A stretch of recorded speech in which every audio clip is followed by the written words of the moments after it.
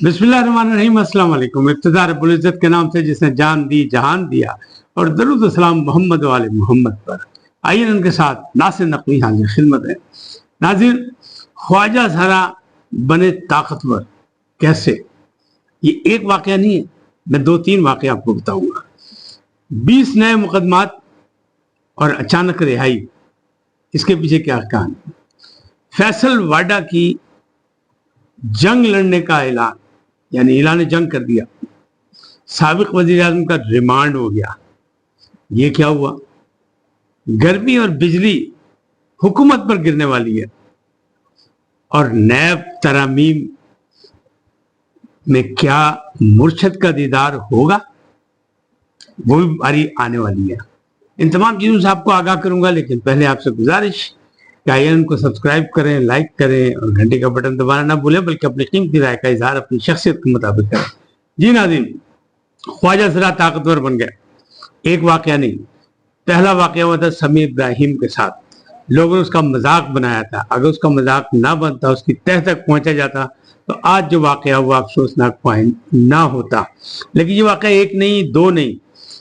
खारिया में police station पर ख्वाजा सराओं ने हमला किया, पुलिस को मारा, फिर नंगे होकर वहां पर मुजाहरा किया। ये बात खत्म नहीं हुई, यही बात सरहद पार चलेगी। भारतीय ख्वाजा सराओं ने भी एक थाने पर धावा बोल दिया, और ये रवायत चल निकली कि उन्होंने पुलिस वालों को मारा, पीटा, जख्मी किया, और फिर वहां नंगे होकर नाचते रहे, एहतजाज करते रहे। ये क्या है? अब जो वाकया हुआ, यानी एक और वाकया जो हुआ जो रऊफ हसन के साथ, तो ये भी पहला वाकया नहीं। एक दिन पहले भी वो एक निजी टीवी से बाहर निकल रहे थे, तो उनको ख्वाजा सरा ने रोकने की कोशिश की, लेकिन वो गाड़ी में बैठ के निकल गए थे। लेकिन उन्हें इस बात का एहसास नहीं था कि ये मामला जो है गड़बड़ हो सकता है। लेकिन दूसरे दिन ही वो ये वाकया हो गया।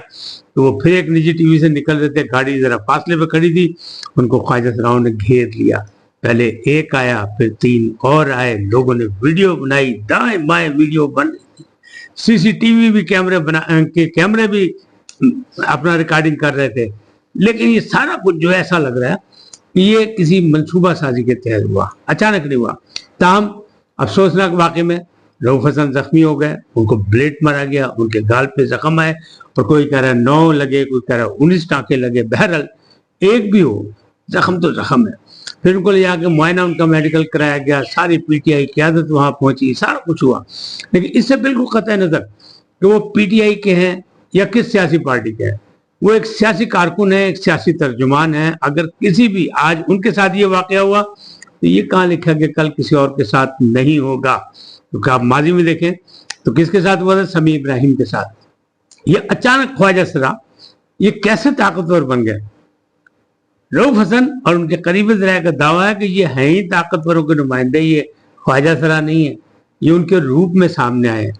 बहरहाल उन्हें अभी से कुछ देर पहले एक प्रेस कॉन्फ्रेंस करनी थी। मैं जब रिकॉर्डिंग कर रहा हूँ उस वक्त तक मुझे इत्तला नहीं मिली कि उन्होंने क्या कहा, लेकिन बहरहाल वो इस पर खुल के अपनी वजाहत करेंगे कि ये हुआ क्या, कैसे हुआ, या इसके पीछे क्या शायद उनको पता लगे। वो भी सामने आ जाएंगे शाम के दूसरे विभाग में।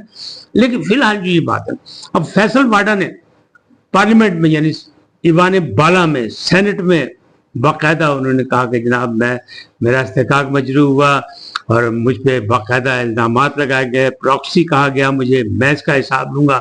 अतर मिलना के खिलाफ मैं अदालत जाने का भी हक रखता हूँ, और यहाँ भी तहरीक इस्तेकाक पेश करता हूँ कि मेरे साथ जुल्म किया गया, ज्यादती की गई, इल्ज़ामात लगाए गए। तो अब उन्हें साबित करना पड़ेगा। अच्छा, बात यहाँ नहीं खत्म हुई। अगले ही दिन यानी आज तलाल चौधरी बोल पड़े, बहुत नारे लगे, पीटीआई ने बड़ी उनकी मुखालफत की, उनके मतलब अपोजिशन ने, यानी सुन्नी इत्तेहाद कौंसिल अल मारूफ पीटीआई ने उनके बहुत मुखालफत की, शोर शराबा किया। लेकिन बहरहाल जो वो कहते उनको सुनना चाहिए, इसलिए कि पार्लियामेंट, हम तो कहते यही कि जो कहना है पार्लियामेंट में कहो। यही चीफ जस्टिस ने मशवरा दिया था, मेरा ख्याल लोगों को बात समझ में आ गई है। अब वो तलाल चौधरी भी कहते हैं जनाब साडा भी साफ कर दो, साडा को ऐसे रखो कि हमारे साथ जुल्म हो रहा है, इम्तियाजी सलूक हो रहा है, जिसके साथ दिल चाहे उसको तो तौहीन अदालत में सजा दे दें, नाहल कर दें, और मैं सजा काट के आऊँ, मेरे साथ जुल्म हुआ। और जिसको ना देना चाहें उसको ना दें, वो लोग चाहे उनको कहें कि जज जो है, चीफ जस्टिस जो है वो मुकबर है या एजेंट है, जो दिल चाहे वो कहें। उन्होंने भी नाम रऊफ हसन साहब का लिया और शेख शाहीन का लिया और बाकी लोगों का भी लिया कि जनाब ये लोग भी जो कर रहे हैं इन पे क्यों तौहीन अदालत रखती। इसका मतलब ये है ये मामला भी सिलेक्टेड है और कहीं पे हम ख्याली है।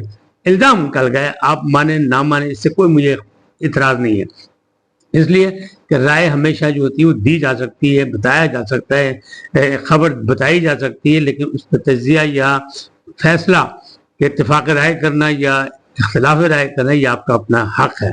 अच्छा, साबिक वज़ीर आज़म का मैंने कहा कि रिमांड हो गया, हमने कहा था रिहा हो गया। कौन है वो? साबिक वज़ीर आज़म आज़ाद कश्मीर, हमारे दोस्त सरदार तनवीर इलियास, उनका फैमिली टर्म। लेकिन जब अब पकड़े गए, जब जैसी जमानत हुई तो उनको जनाब दूसरे मुकदमे में गिरफ्तार कर लिया कि उनका जो एक सफारती पासपोर्ट जो था उनको हासिल हुआ था बतौर आज़ाद कश्मीर के वज़ीर आज़म, उसको उन्होंने वज़ीर आज़म की नशिस्त से उतरने के बाद भी इस्तेमाल किया सऊदी अरब के लिए। तो वो क्यों किया उन्होंने? उस मुकदमे में उन्हें FI ने धर लिया और 3 दिन का उनका रिमांड भी मिल गया। लेकिन मैं इसको किसी और अंदाज में देख रहा हूँ। देखिए, जब फैमिली मामला खत्म हो गया, वो टीपू सुल्तान ने कहा कि जी हमारा मामला आपस में तय हो गया, तो वहां जब जमानत होगी, सब कुछ हो गया, तो ये अचानक जो हुआ इसका मतलब ये है कि समथिंग रॉन्ग, यानी पीछे कुछ और मामला हैं जो चाहते हैं कि सरदार तनवीर इलियास को जरा सा टफ टाइम दिया जाए। किस बात की सजा है ये भी एक आध दिन में पता लग जाएगा कि आखिर इसके पीछे मुहर्रकात क्या हैं, लेकिन कुछ है। अच्छा, पहली बात जो अवामी बात थी, मैंने कहा था गर्मी और बिजली हुकूमत पर गिरने वाली है। कैसे? तब्दीलियां तो आ रही हैं, कुछ चीजें सस्ती भी हुई हैं, महंगाई में कमी भी हुई है कहा जा रहा है, और मजीद भी कोशिश कर रही है हुकूमत। लेकिन ये पता लगा कि IMF के कहने पर बिजली में बहुत ज्यादा इजाफा होने वाला है, और इतना इजाफा कि सख्त गर्मी में अवाम जो है वो बिलक जाएगी और फिर वो बिजली इस्तेमाल भी नहीं कर पाएगी, AC नहीं चला सकेगी। तो ये किस पे गिरेगी? ये भी तो हुकूमत पे गिरेगी। अगर आलू टमाटर मूली गाजर सस्ती हो गई तो बिजली कहाँ जाएगी? जो बिजली इतनी महंगी होगी तो क्या होगा? ये कहाँ जाएगा? ये नजला भी हुकूमत पर गिरेगा, हुकूमत को सोचना जाएगा इसका मुतबादिल क्या है, मामला कैसे हैं। सोलर अचानक लग नहीं सकते, ना ही इतने लगाए जा सकते हैं, ना ही हुकूमत को ऐसी स्कीम बना के लोगों को जनाब रातों रात प्रोवाइड कर दे कि ये 2-3 महीने कैसे गुजारे। तो ये बड़ा मसला बनने वाला है। अब मामला आते हैं उधर, वो जो 20 नए मुकदमात परवेज लाई साहब साबिक वज़ीर आला पंजाब, उन पर 20 नए मुकदमा, जैसी उनकी जमानत होने लगी पता लगा तो जिम्मेदारों ने उन पर 20 मुकदमा बनाए 9 मई के हवाले से, और एक शहर में नहीं बनाए, मुख्तलिफ शहरों में बनाए। 11 महीने और तकरीबन 20 दिन की वो सजा काट चुके हैं इस ज़ईफुल उम्री में। 2 बार वो वज़ीर आला पंजाब रह चुके हैं और इस्टेब्लिशमेंट के वो हमेशा प्यारे रहे हैं। लेकिन फिर ये क्या हुआ? ये मुकदमात बने, इसका मतलब ये कहीं से घंटी बजी, फिर हाथ मिलाया गया और रात के तकरीबन 10:30-11 बजे उनको रिहाई मिल गई अचानक। और इतनी अचानक रिहाई थी कि बाहर जेल के, सेंट्रल जेल के बाहर कहीं कोई पुलिस एहलकार या इंतजामी मामला के कोई आला अहदेदार कोई नहीं थे, सिर्फ उनके अहले खाना आए, उन्हें लिया और ज़हूरुल्लाह रोड अपने घर लेके चले गए। उन्हें एक छोटा सा बयान भी दिया।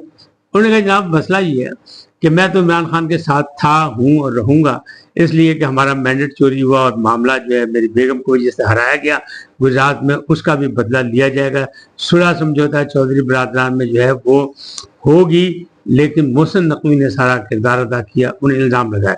ये छोटी मोटी बात भी उन्हें की, अपना गिले शिकवे भी किए, लेकिन हकीकत ये है कि अब वो आ गए। अब मीडिया ये जोर लगा रहा है, पूरा मीडिया जोर लगा रहा है कि जनाब इस वक्त उनके पास कोई ओहदा नहीं है। लेकिन अगर जरा गौर फरमाएं तो ओहदा उनके पास था सदर PTI, जो PTI के आइन में मौजूद नहीं, यानी एजाजी ओहदा था और उसके खात्मे का भी ऐलान नहीं हुआ। इसका मतलब वो एजाजी सदर अब भी हैं, क्योंकि जो इंटर पार्टी इलेक्शन में उसमें सदारती इलेक्शन नहीं हुआ, ये नामजदगी की थी इमरान खान यानी बानी चेयरमैन ने, तो अभी वो हैं। मैं नहीं मानता कि वो कोई अहदेदार नहीं, लेकिन वो जब बाहर आए तो फिर क्या होगा? मुफाहमत की साजिश शुरू होगी। एक तरफ आरिफ अलवी साहब आ गए, दूसरी तरफ परवेज लाई साहब आ गए, तीसरी तरफ फवाद चौधरी साहब ट्वीट कर रही है खुश आनंद है, बल्कि शाह महमूद कुरैशी साहब को भी रिहाई मिल जानी चाहिए ताकि मुफाहमती सियासत आगे चले। इसका की मतलब है? इसका मतलब है कि जनाब बर्फ पिघलने लगी है, कुछ होने वाला है, कोई नए मामला बन रहे हैं। फिर नैब के केस की डेट मिल गई है, जो चीफ जस्टिस कह रहे थे मैं आके दोबारा डेट होगी, बेंच बनाना था, तो अब देखना ये बेंच बनाया किसने? अभी तो चीफ जस्टिस वापस नहीं पहुंचे थे, तो बेंच बन गया और 30 मई को इसकी समाअत होगी, वही नैब तरामीम की, जिसमें वीडियो के जरिए पेश किया जाएगा बानी PTI को। तो क्या इस बार दीदार हो सकेगा मुर्शिद का? کہ نہیں ہو سکے گا. یہ بھی اب سوال شروع ہو گیا پبلک میں. پی ٹی آئی کے جو قیادت ہے کے پی کے کی، یعنی وزیر اعلیٰ پنجاب کے پی کے گنڈا پور نے ایک ریٹ پٹیشن کی ہے کہ جناب یہ چیف جسٹس کے جو مقدمات ہیں وہ لائیو دکھائے جاتے ہیں، لہذا یہ بھی لائیو دکھایا جائے. جناب فیصلہ بھی ہونا باقی ہے اور چیف جسٹس اس بینچ میں شامل ہوں گے، قاضی فائز عیسیٰ. چلیں ایک آدھ دن میں یہ بھی پتہ لگ جائے گا اور پتہ لگ جائے گا مرشد کا دیدار ہوگا کہ نہیں ہوگا. مجھے اب بھی شک ہے کہ نہیں ہوگا. اس کے معاملات اور ہوں گے، کیونکہ ابھی تو مجھے سے مخدوم علی خان جو ہیں وہ دلائل دے رہے تھے، ابھی انہیں دلائل دینے اور ان کو بولنے کا بھی موقع نہیں دیا جائے گا، اور وہ بھی بعد میں آئے گی باری. آج اتنے، پھر ملیں گے نئے موضوع کے ساتھ. جاتے جاتے آپ سے درخواست، INN کو سبسکرائب کریں، لائک کریں، گھنٹی کا بٹن دبانا نہ بھولیں اور اپنی قیمتی رائے کا اظہار اپنی شخصیت کے مطابق کریں. سدا سلامت رہیں. اللہ نگہبان.